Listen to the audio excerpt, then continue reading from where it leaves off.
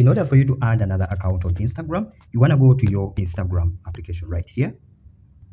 Once you're here, then tap onto your profile icon at the bottom right. So go ahead and tap onto your profile icon right there.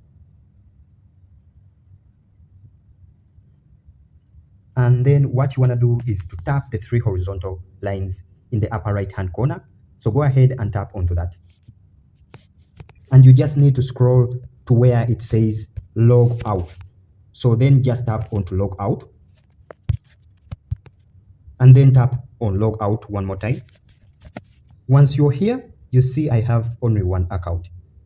What you want to do now is either use another profile that you already have or just create a new account.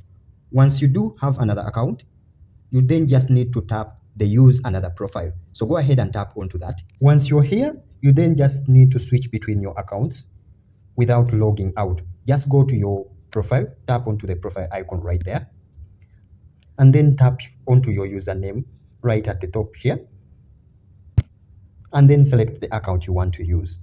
So I will just select my main profile right here. That's it, guys. This is how you can add another account on Instagram. So if this video helped, don't forget to like, share, and subscribe. I will see you guys in the next one. Bye.